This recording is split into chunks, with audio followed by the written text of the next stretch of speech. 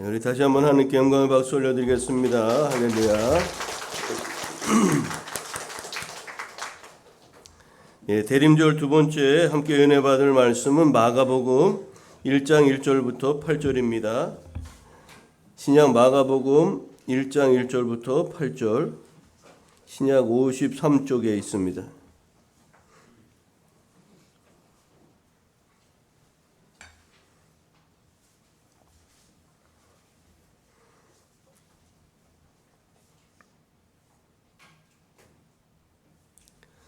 제가 말씀 묵독하겠습니다.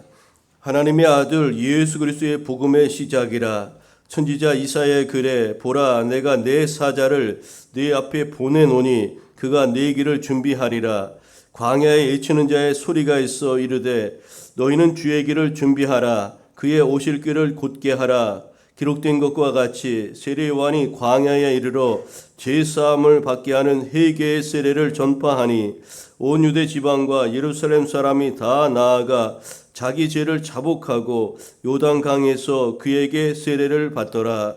요한은 낙타 털 옷을 입고 허리에 가죽띠를 띠고 메뚜기와 속청을 먹더라. 그가 전파하여 이르되 나보다 능력 많으신 이가 내 뒤에 오시나니 나는 굽혀 그의 신발끈을 풀기도 감당하지 못하겠노라. 나는 너희에게 물로 세례를 베풀었거니와 그는 너희에게 성령으로 세례를 베푸시리라. 아멘. 오늘 우리가 읽은 마가복음 1장 1절 이하의 말씀 중심으로 준비하고 곧게 하라 라는 제목으로 말씀을 나누겠습니다. 오늘은 이제 대림절 두 번째 주일입니다. 우리 대림절은 아기 예수님의 오심을 기다리며 동시에 기다림이 무엇인지 묵상하는 그런 절기임을 우리가 지난주에 말씀을 드렸는데, 우리가 지난주에는 고린도전서 1장 3절부터 9절 말씀 중심으로 나타나심을 기다림이라 이런 제목으로 말씀을 나누었어요. 우리가 어떻게 준비하며 주님을 기다려야 될까 지난주에 같이 생각해 보았는데, 첫 번째로 은혜를 감사하며 우리가 주님 오심을 기다려야 된다고 같이 나누었죠. 또 예수 그리스도를 증언하면서 우리가 준비해야 됨을 같이 또한 나누었습니다. 또 은사를 적극 사용하고 재림신앙으로 준비하여 우리 주님 맞이할 준비할 것을 같이 나누었습니다. 오늘은 이제 대림절 두 번째 주간으로서 대림절을 살아가는 믿음의 사람들의 모습은 어떠해야 되는지 세례 요한의 삶을 통해서 같이 살펴보고자 합니다. 이 대림절 보낼 때마다 성경에 생각나는 그런 인물이 있는데 빼놓을 수 없는 성경 속 인물이 바로 오늘의 주인공인 세례 요한이라고 할 수 있습니다. 그는 예수님의 오심을 사람에게 알렸죠. 예수님보다 6개월 먼저 태어나서 예수님의 오심을 준비했던 하나님의 사람이요 선지자였습니다. 그리고 예수님께 세례를 베풀었던 사람입니다. 세례 요한은 자신의 뒤에 오실 분을 기다릴 뿐만 아니라 또 그분에 대해서 증언함으로써 그 길을 준비한 그런 믿음의 사람이었던 것이죠. 오늘 말씀은 공간복음서인 마태, 마가, 누가 복음에 공통적으로 소개된 말씀입니다.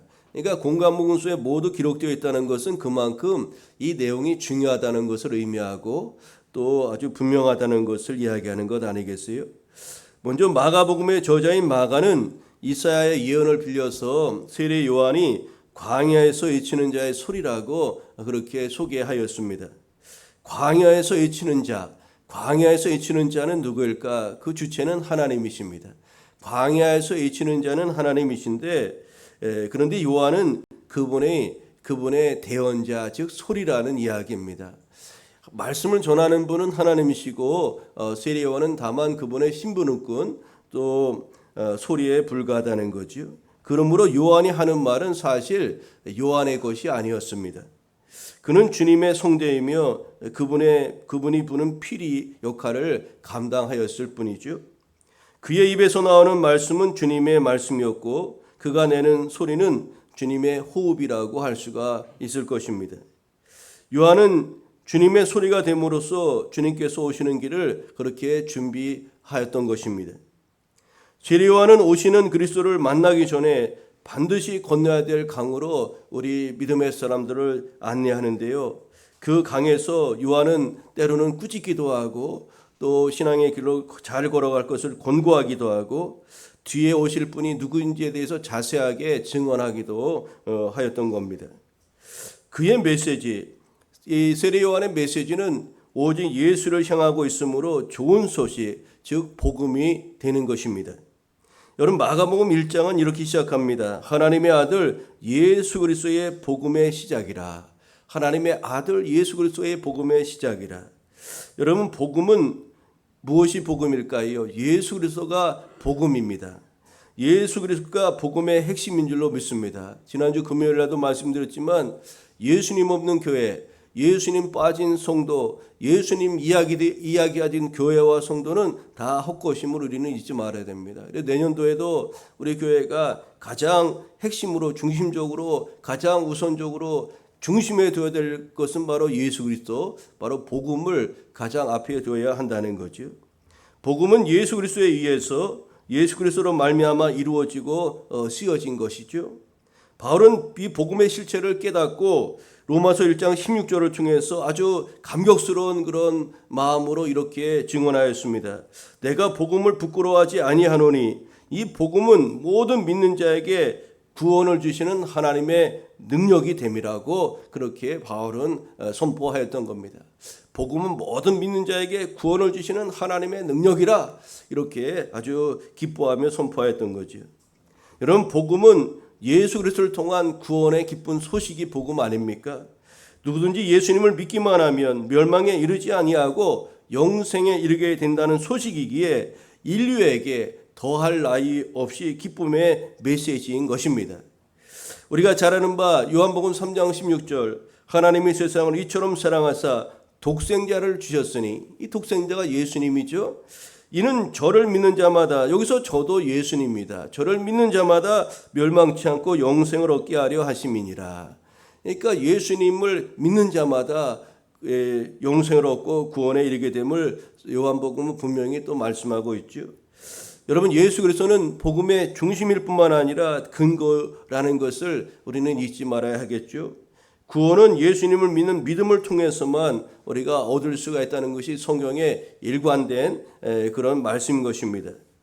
예수님께서 탄생하기 6개월 전에 이 세상에 보냄을 받은 오늘의 주인공 세례 요한의 사역을 중심으로 우리가 대림절 두 번째 주간 예수님을 어떻게 맞이해야 되는지 준비하고 곧게 하라는 제목으로 함께 은혜를 나누고자 합니다. 오늘 무엇을 준비해야 될까요? 또 무엇을 곧게 해야 될까요? 먼저 오늘 우리는 회개하라는 주님의 말씀에 귀를 기울여야 하겠습니다. 구약과 신약 사이의 암흑기를 일컬어서 신구약 중간기라고 이야기합니다. 여러분, 이제 우리 어성경 읽어진의 그 시간에 아마 이 부분을 잘 배웠을 겁니다. 하나님께서는 구약의 말라기 선지자를 끝으로 약 400년 동안 계시를 하지 않았어요. 그러니까 이스라엘 백성들에게 말씀하지 않으셨다는 겁니다. 그러니까 암흑 세계에 살았던 겁니다. 이스라엘 백성들은 하나님의 계시가 끊긴 길고도 지루한 이 암흑기를 보내면서 새로운 하나님의 메시지가 언제나 임할까, 그것을 아주 목마르게 그렇게 기다렸던 겁니다. 드디어 하나님께서 계시를 위하여 택한 사람이 있었는데 그가 바로 세례 요한이었습니다. 그런데 세례 요한을 통해서 하나님께로부터 들려온 첫 번째 메시지가 무엇이었냐면 바로 회개하라는 것이었습니다. 중간기를 거쳐 새로운 이제 신약 시대를 열어가면서 하나님이 제일 먼저 하신 말씀이 바로 회개하라는 말씀이었다는 거죠.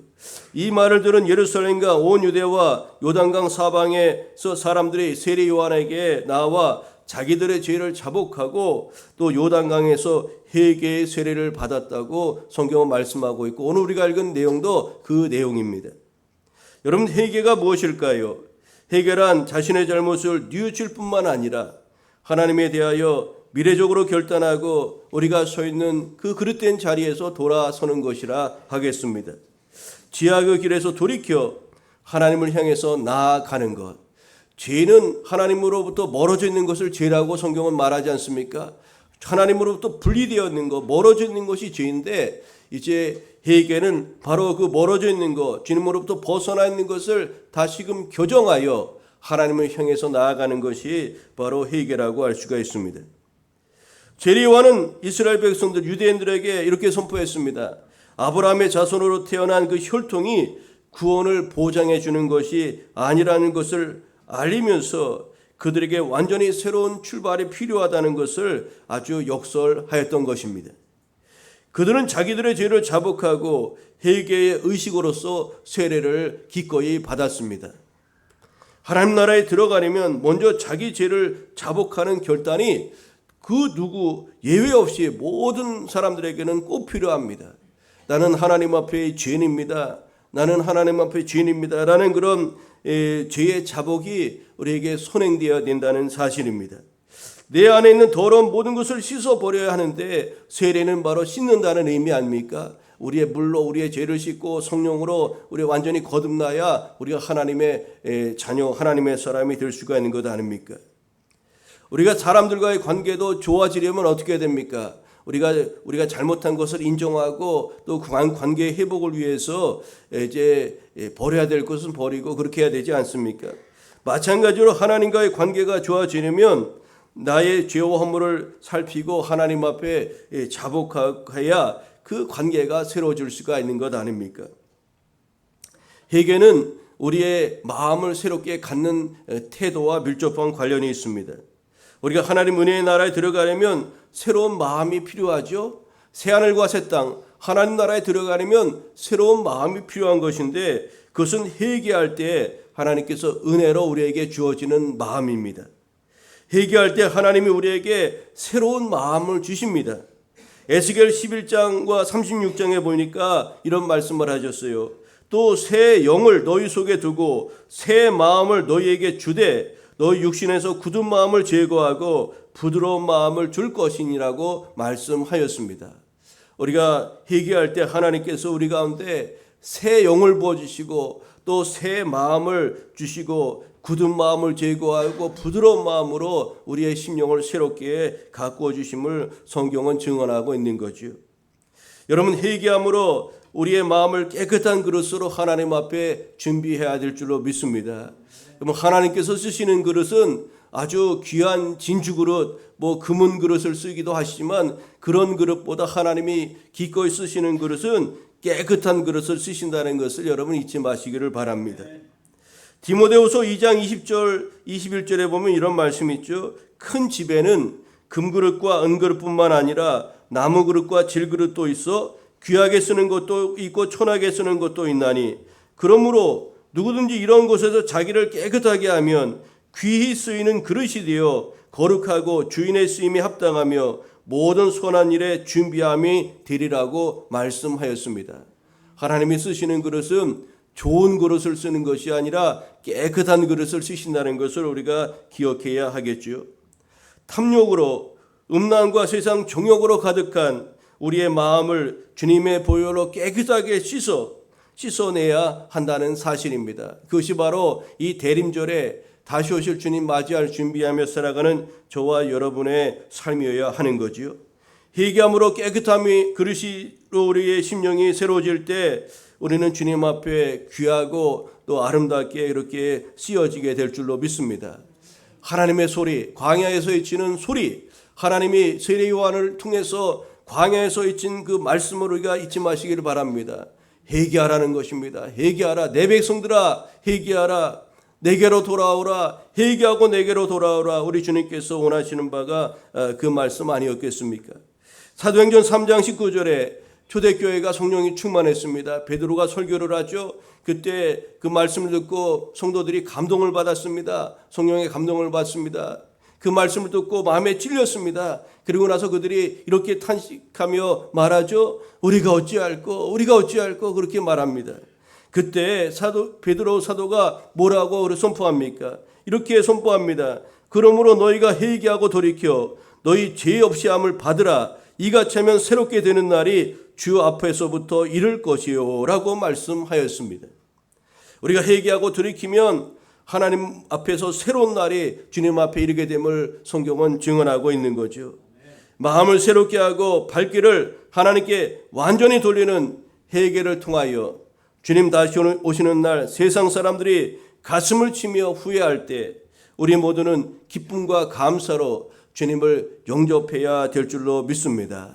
우리 대림절 기간에 이 기간에 우리 다시 주님 오실 그날을 기대하고 주님 맞이할 준비하며 살아가는 이 절기인데 이때 우선적으로 해야 될 것이 있다면 광야에서 외치는 소리를 귀담아 듣고 우리 마음을 새롭게 하는 일을 힘써야 하겠습니다. 두 번째로 이 광야에 외치는 자의 소리를 듣는 이들이 힘써야 될 것이 무엇입니까? 이제 회개만 한 것이 아니라 그 회개에 합당한 열매를 맺으라고 성경은 말씀하고 있죠. 오늘 우리가 읽은 본문과 동일한 본문인 누가복음에 보면은 3장에 보면은 회개에 합당한 열매를 맺으라는 내용이 구체적으로 소개되고 있습니다. 여러분 세례 요한의 회개하라는 이 준엄한 말씀 선포에 많은 사람들이 나와서 회개하고 세례를 받았습니다. 그런데 정통 유대인들은 특별히 하나님의 백성이라는 아주 유별난 서민의식에 빠져 있었던 바리새인들 또 사두개인들은 회개하고 세례를 받지 않았습니다. 이 세례 요한의 요청에 아주 귀뚱으로 듣고 그 말에 불순종하며 나아갔던 거죠. 바리새인들과 사두개인들이야말로 누구보다 죄를 자복하고 회개하고 세례받고 회개에 합당한 열매, 즉 삶을 새롭게 가꾸어야 될 그런 사람들 아니었습니까? 그러나 그들은 그럴 마음이 전혀 없었습니다. 왜냐하면 자신들은 구원받은 하나님의 백성 서민이라는 그 의식으로 가득 차 있었고 자신들은 의인이로 의롭다고 그렇게 여기며 살았기 때문에 그렇습니다. 또 높은 데 마음을 뒀던 그들은 자신 안에 있는 더러움과 죄를 전혀 들여다볼 수가 없었던 것입니다. 그래서 세례 요한은 마음이 굳어진 그들을 향해서 아주 엄청난 그런 이야기도 했는데 이렇게 그들을 향해서 잊었습니다. 독사의 자식들아, 독사의 자식들아. 그 바리새인들, 유대인들을 향해서 그렇게 분노하였던 겁니다. 여러분, 우리의 모태신앙이나 우리 부모님의 직분자로 또 목회자로 우리 부모님의 열심히 있는 그 믿음과 신앙이 우리의 구원을 보장해 주는 것이 아닙니다.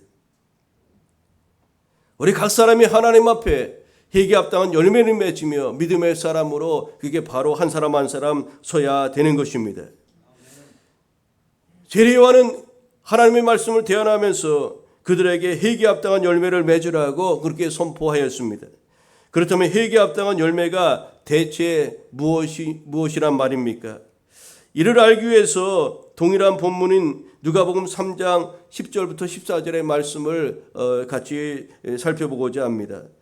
무리가 물어 이르되 그러면 우리가 무엇을 하리이까? 대답하여 이르되 옷 두 벌 있는 자는 옷 없는 자에게 나눠줄 것이요 먹을 것이 있는 자도 그렇게 할 것이니라 하고 세리들도 세례를 받고자 와서 이르되 선생님이여 우리는 무엇을 하리이까 하매 이르되 부가 된 것 외에는 거두지 말라 하고 군인들도 물어 이르되 우리는 무엇을 하리이까 하매 이르되 사람에게서 강탈하지 말며 거짓으로 고발하지 말고 받은 급료를 족한 줄로 알라 하니라.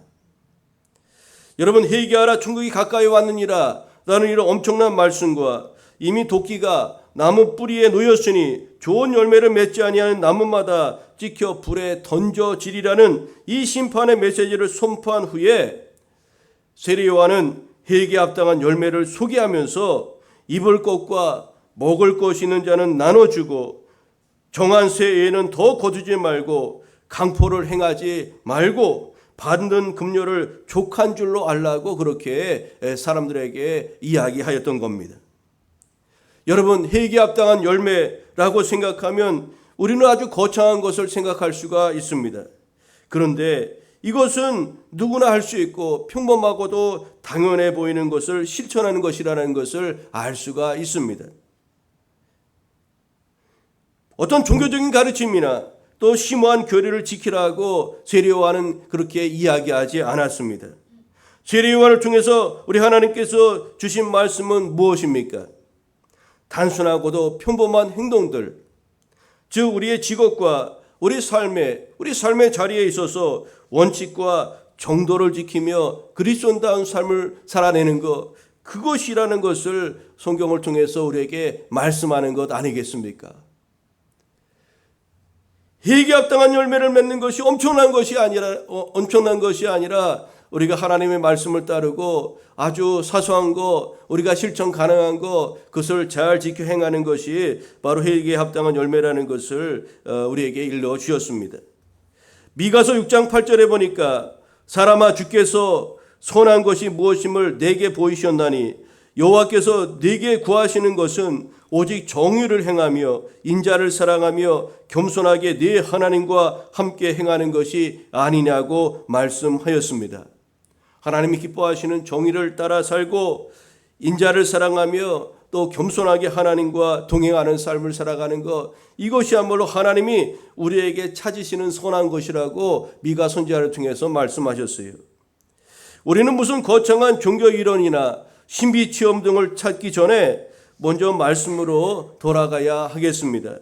우리 개인 생활이나 사회생활, 우리 신앙생활에 있어서 성경에 가르치는 아주 기본적인 원칙들을 우리가 지키며 실천하며 나아가야 한다는 거죠. 그것이야말로 바로 진정한 회개의 열매라는 것과 또 성숙한 그리스도인의 모습이라는 것을 우리는 잊지 말아야 하겠습니다. 오늘 본문을 통해서 우리에게 주시는 그런 이제 다시 오실 주님 맞이할 준비하며 우리에게 주시는 바 세 번째 그런 교훈은 무엇일까요? 오직 주님만을 높이며 나아가라는 겁니다. 겸손하라는 거죠. 겸손히 주님을 높이라고 오늘 본문을 통해서 우리에게 말씀합니다. 세례 요한은 자신의 뒤에 오시는 분, 즉 예수님을 어떻게 소개하였습니까? 예수님을 어떻게 소개하였죠? 이렇게 소개합니다. 나는 굽혀 그의 신발끈을 풀기도 감당하지 못하겠노라고 이렇게 고백하였습니다. 세례 요한은 자신은 예수 그리스도의 신발끈을 묶고 푸는 종에 비유하면서 뒤에 오실, 자신 6개월 뒤에 오실 그 예수님 메시아를 한없이 높이고 있는 것을 우리는 주목할 필요가 있습니다. 여러분, 세례 요한의 대답에서 주님의 재림을 기다리는 우리가 취해야 될 태도, 그것이 무엇인지를 배울 수가 있지 않습니까? 여러분, 세례 요한이 누굽니까? 세례 요한이 어떤 사람인지 잠깐 여러분께 소개해 드리려고 합니다. 세례 요한은 모태로부터 성령 충만했던 사람입니다. 그의 어머니가 예수님의 어머니 마리아에게 나아갈 때, 그가 태중했을 때 아주 그 성령이 충만해서 그렇게 한 것을 볼 수가 있는데, 누가복음 1장 15절 16절에 이 세례 요한을 이렇게 소개합니다. 이는 그가 주 앞에 큰 자가 되며 포도주나 독한 술을 마시지 아니하며 모태로부터 성령의 충만함을 받아 이스라엘 자손을 주 곧 그들의 하나님께로 많이 돌아오게 하게 했습니다. 이 세례 요한이 어떤 사람이고 그가 할 사역이 어떤 것인지를 성경은 이렇게 소개하고 있는 거죠. 그는 말라기 선지자 이후 무려 400년 만에 등장한 선지자로서 그의 주변에는 구름대와 같은 많은 사람들이 모여와서 죄를 자백하고 회개의 세례를 받았던 겁니다. 여러분, 당시 유대 사회 최고의 계층이었던 바리새파, 이 사두개파 사람들을 향해서 독사의 자식들아 이렇게 말할 정도로 그는 말에 권위가 있었던 그런 사람 아닙니까?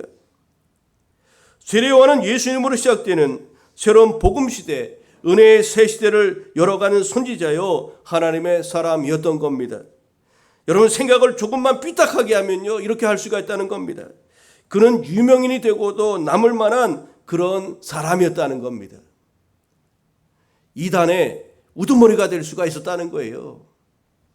요즘 이단들이 얼마나 많이 있습니까? 내가 메시아다, 뭐 그리스도라, 이런 사람들이 얼마나 많이 있습니까?